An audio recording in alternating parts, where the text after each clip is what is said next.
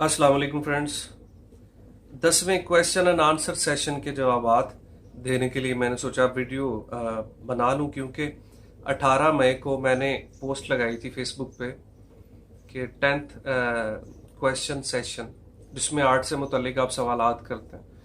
तो ईद आ गई, कुछ वैसे मसरूफियात की वजह से मैं वीडियो पे उन तमाम सवालात के तफसीली जवाब ना दे सका। सोचा आज मैं आपको उनके जवाबात दे दूं, क्योंकि बहुत से स्टूडेंट्स और बहुत से आर्ट लवर जो हैं, एमेच्योर जो हैं, वो मुंतज़र थे इसके। सबसे पहला जो सवाल है वो था मोहम्मद अम्मार चिश्ती साहब। वो कहते हैं बेसिक बता दें। अगला कमेंट उन्हीं का, अम्मार चिश्ती साहब का, कि अगर कोई आर्ट सीखना चाहता है तो बेसिक्स क्या है। अल्लाह पाक आपको इस काबिश का अजर फरमाए, आमीन। थैंक यू अमार चिश्ती साहब। अमार भाई, बेसिक है पेंसिल, रबड़, शार्पनर, जो भी आप यूज करते हैं, क्योंकि अभी आपको प्रॉपर उसे ड्रॉ करना नहीं आता तो आपको बार बार उसे इरेज करना पड़ेगा। बेसिक ये है कि आप A3 साइज की एक स्केच बुक लीजिए। A3 साइज की स्केच बुक लें और ग्रेफाइट पेंसिल लें। ग्रेफाइट पेंसिल कहते हैं जिस पेंसिल का आगे से जो बच्चों वाली आम स्कूल में पेंसिल यूज करते हैं, ग्रेफाइट पेंसिल, ये आम सी पेंसिल लें और इसे अच्छे से शार्प करें। और A3 साइज की स्केच बुक लें, टेक्सचर्ड पेपर हो, और सामने रख के जो ऑब्जेक्ट्स हैं वो बनाने स्टार्ट करें। This is basic. और स्टार्टिंग में ये है कि रोज का एक ऑब्जेक्ट बनाएं। आफ्टर 1 वीक डेली के 2 ऑब्जेक्ट्स बनाएं। आफ्टर 3 वीक्स डेली के 3 ऑब्जेक्ट्स बनाएं। आफ्टर 4 वीक्स डेली के 4 ऑब्जेक्ट्स बनाएं। देन जिस दिन आपने पहला ऑब्जेक्ट बनाया था वो अब इसके बाद वही वाला ऑब्जेक्ट बनाएं जो आपने वेरी फर्स्ट डे बनाया था। तो अब उन दोनों को कंपेयर करें। और सबसे जो जरूरी चीज है, आपका एक टीचर जरूर होना चाहिए जिसे आप गाइडलाइन लेते रहें। बेसिक्स ये हैं, आप अपने ड्राइंग्स ठीक करें, आपकी लाइंस एंड सर्कल्स और ये ऑब्जेक्ट का पर्सपेक्टिव जो है उसे ठीक करने की कोशिश करें जी। नेक्स्ट है क्वेश्चन मोहम्मद इमरान मैकन साहब का। इमरान भाई, आपसे मेरा बड़ा पुराना फेसबुक पे ताल्लुक है, तो आप मुझे अच्छा लगा आपने ऑनलाइन क्लासेस के लिए मुझे कहा। देखिए, ऑनलाइन क्लासेस मेरा प्लान था। अभी रिसेंटली लॉकडाउन के बाद, हालांकि इससे पहले मैं ऑनलाइन क्लासेस के हक में नहीं था। I was not in the favour of online classes, but suddenly when I knew that lockdown was gonna be started, तो मैंने सोचा कि मेरे जो रेगुलर स्टूडेंट्स हैं उनके लिए मैं ऑनलाइन क्लासेस का आगाज करूं। तो मैंने न्यू स्टूडेंट्स के लिए तो इसका आगाज अभी नहीं था किया। रेगुलर स्टूडेंट्स के लिए ऑनलाइन क्लासेस का आगाज मैंने सोचा करूं। तो मेरा ख्याल है कि आर्ट की क्लासेस के लिए ऑनलाइन जो क्लासेस हैं उनके लिए कम से कम स्टूडेंट्स को होना चाहिए, कमिटेड होना चाहिए। होता यूं है कि जो ऑनलाइन क्लासेस लेने वाले लोग हैं वो अपनी मर्जी का वक्त चाहते हैं। अब मेरा सपोज टाइम है, मैं 2 से 3 बजे फ्री हूं और मैं चाहता हूं कि, या 2 से 4 के दरमियान मैं क्लास देना चाहता हूं, और मैं सब स्टूडेंट्स को चाहता हूं कि ये लाइव मेरे सामने कॉन्फ्रेंस पे रहें, जिनसे मैं आर्ट डिस्कस भी कर सकूं और मैं उनकी असाइनमेंट्स चेक भी कर सकूं और उनकी गलत को पॉइंट आउट भी कर सकूं। मगर मेरे ख्याल में पाकिस्तानी अवाम कोई इतनी संजीदा नहीं लेती ऑनलाइन क्लासेस को। और ये लोग, इन लोगों के पास ऑप्शन है ना, मोबाइल है, तो अब ऑनलाइन टीचर की बात सुनने से ज्यादा प्रेफर ये करेंगे समटाइम्स कुछ लोग कि हम यूट्यूब पे गाने सुन लें, हम ये कर लें।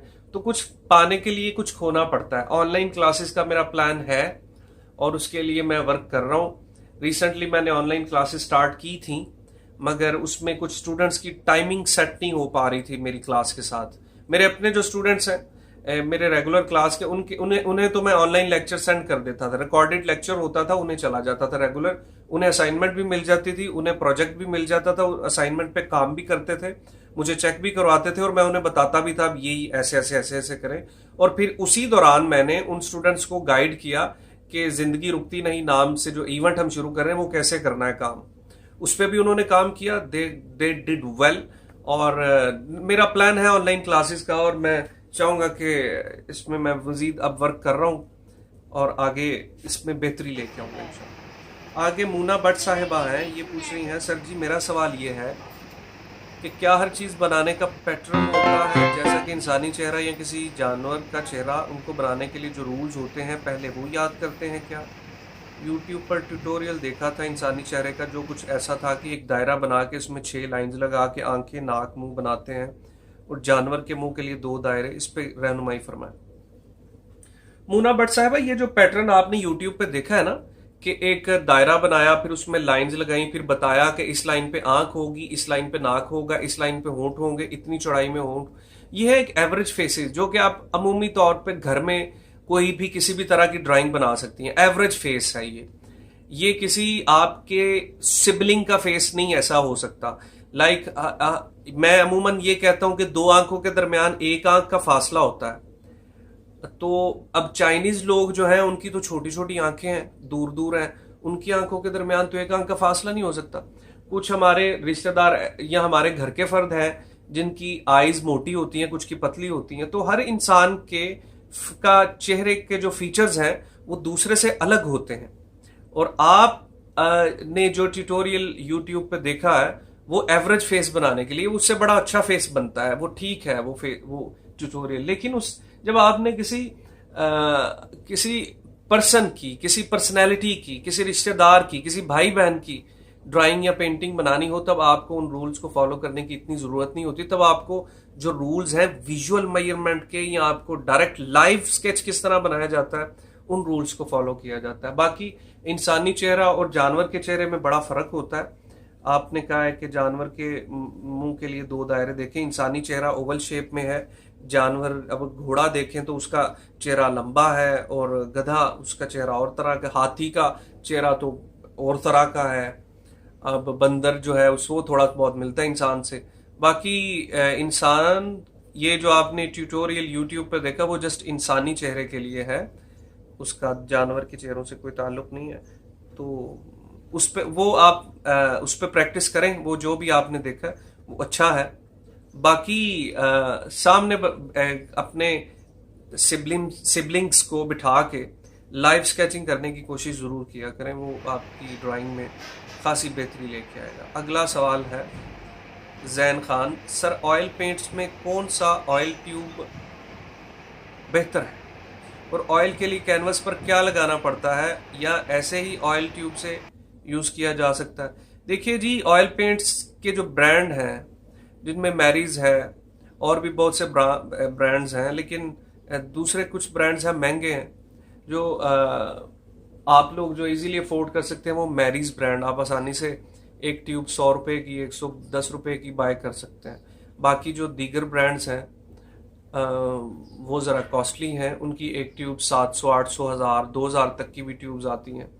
बट अभी आप अगर स्टार्ट करना चाहते हैं, बिगिनर हैं, तो एमेचर आर्टिस्ट है, तो फिर आपको मैरीज का ब्रांड यूज करना चाहिए। मैरीज बहुत अच्छे ऑयल पेंट्स हैं, और उनकी प्रॉपर थिक हैं, और उनका रिजल्ट अच्छा है।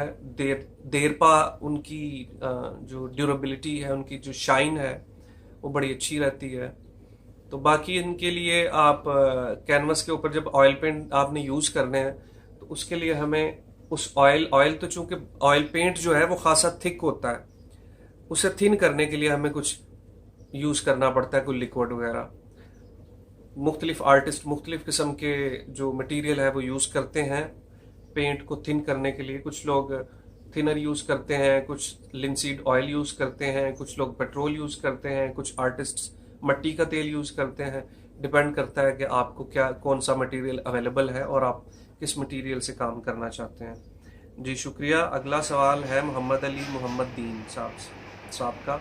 ये पूछ रहे हैं, सर जी कलर्स के मुतालिक बता दीजिए काइंडली जो आर्ट में यूज़ होते हैं। देखिए मोहम्मद अली भाई, 2-3 रंग ही हैं दुनिया में कायनात के जो बेसिक कलर्स हैं। येलो है, रेड है, ब्लू है, और इसके साथ कुछ 1-2 हेल्पिंग कलर्स हम यूज़ करते हैं, जिसमें वाइट भी है और 1-2 और कलर्स हैं।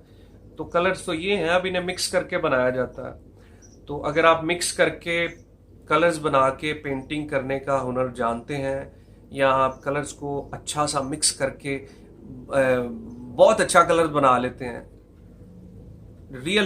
जो रियल दिखे, जब आप ड्राइंग करें या पेंटिंग बनाएं, तो वो रंग आप अगर कैनवस पे लगाएं तो बहुत अच्छा लगे, रियल पेंटिंग लुक अच्छी आए, तो उसके लिए आपको बहुत सी प्रैक्टिस करनी पड़ेगी।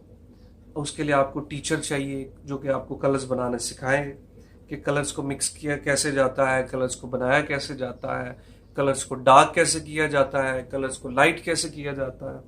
कलर थ्योरी जो है ये आइजक न्यूटन ने दी।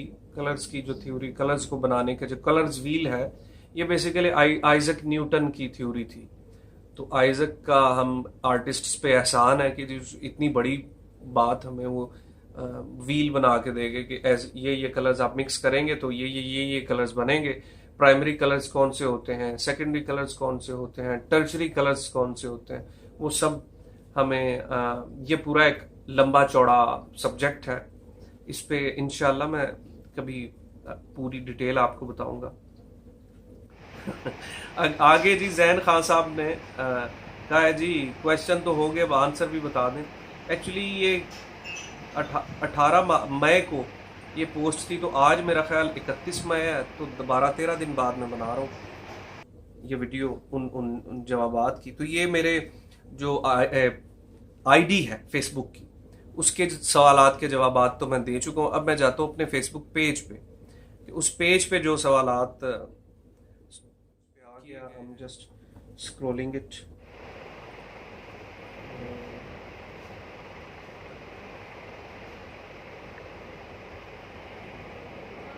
जी 18 मई जी। अब इसमें एक सवाल है,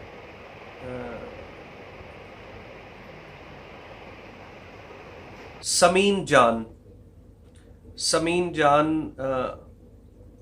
साहिब हैं, ये साहिब हैं, समीन जान साहिब हैं पेशावर से।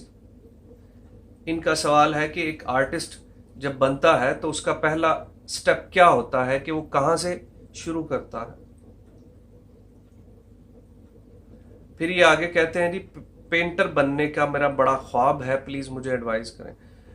समीन भाई, आर्टिस्ट सारी जिंदगी स्टेप्स में ही रहता है, सीखता रहता है, आगे आगे आगे आगे बढ़ता रहता है। पहला स्टेप यही है कि आपने जब इरादा कर लिया ना कि आपने ये काम करना है, आपका पुख्ता इरादा हो गया कि मैंने ये काम करना है। इरादे के बाद आपने ये सोच लिया कि रेगुलर करना है, और टाइम सेट कर लें। रोज उठूंगा मैं 7 बजे, 9 बजे मैं ड्राइंग करूंगा, 9 से 10 बजे मैंने कोई काम नहीं करना, जस्ट ड्राइंग को टाइम देना है। वो ना एक छोटी सी चिट पे, छोटी सी पर्ची पे लिखें कि 9 बजे से 10 बजे तक, या कोई भी टाइम जो आपको सूट करता है वो लिखें, और उसके साथ लिखें कि इस वक्त मैं ड्राइंग करूंगा, this is my drawing time. वो अपने बेडरूम में लगा दें, चिपका दें दीवार पे सामने, ताकि आपको वो इंकरेज करता रहे। हम लोगों की स्टूडेंट्स और नौजवानों की ये अलमिया है कि हम लोग वक्ती जज्बा होता है हमारा, कोई भी काम करना है हमने वक्ती जज्बा है, ज्यादा देर तक हम वो जज्बा हमें रहता ही नहीं है। थोड़ी देर के लिए वो हमें होता है वो जुनून, और 1-2 दिन में हम ढीले पड़ जाते हैं, वो दिल नहीं कर रहा, अब ठीक है मैंने कर ली। ये चीज नहीं होनी चाहिए आप में। मुस्तकिल मजाजी ये आप में जब आ गई तो आप अपनी किसी भी मंजिल को करीब पाएंगे। अगला सवाल है आदिल अजीज साहब का, कहते हैं I am good at arts but I don't know the tools and there uses. देखिए, टूल, आर्ट का सबसे बड़ा टूल पेंसिल है, और वो अप्लाई होती है पेपर पे। बस ये 2 चीजें जब आपके पास मौजूद हैं, आप ड्राइंग करते हैं, डिजाइन्स बनाते हैं, आप पर्सपेक्टिव्स बनाते हैं, आप ऑब्जेक्ट्स की ड्राइंग, सामने पड़ी चीजों को बनाते हैं, this is a very good step, you should be taken, it must be taken. तो राबिया यास्मीन साहिबा का अगला सवाल है, if canvas is not available what to do with oil paints. देखिए, ऑयल पेंट्स के लिए जो अच्छा सरफेस है वो कैनवस ही है। कोशिश करें, अगर आपके पास ऑयल पेंट्स हैं तो आप कैनवस यूज करें, अदरवाइज आप उस पर पैनल पे भी काम कर सकते हैं। ऑयल पेंट से आप कोई शीट भी यूज कर सकते हैं, कोई और शीट और टाइप की शीट आप इस पे, but the best thing is to get canvas for oil paintings. Canvas के लिए ऑयल पेंट्स के लिए कैनवस अच्छा है, बाकी आप किसी पे भी इससे पेंटिंग कर सकते हैं। तो अगला एक और सवाल है, वो है ईशल फातिमा। इशाल है या ईशल है इनका, ये सॉरी अगर मैं नाम आपका ठीक नहीं ले रहा। ये कहते हैं जी आर्ट सीखने के लिए क्या ज़रूरी है, फर्स्ट स्टेप। जी समीन जान को जो मैंने जवाब दिया कि आर्ट सीखने के लिए सबसे पहले तो इरादा करें, दूसरा रेगुलर प्रैक्टिस करें, तीसरा किसी अच्छे से टीचर से उसकी गाइडलाइन लीजिए, उन्हें चेक करवाएं, जो वो गलतियां निकालें उस पर पॉइंट आउट करते जाओ, नेक्स्ट डे उन गलतियों को दोबारा बिल्कुल ना दोहराएं। और पुख्ता इरादा, वही बात कि हम लोगों में वक्ती जुनून होता है कि हम ये भी कर लें, हम वो भी कर लें, लेकिन नेक्स्ट डे जब हम सुबह सो के उठते हैं तो हमारे सारे जो जज्बे हैं वो भी सोए हुए होते हैं। तो थैंक यू सो मच। ये थे सवालात जिनके मैंने जवाबात दिए। तो मैं इंशाल्लाह नेक्स्ट भी आपके साथ राब्ते में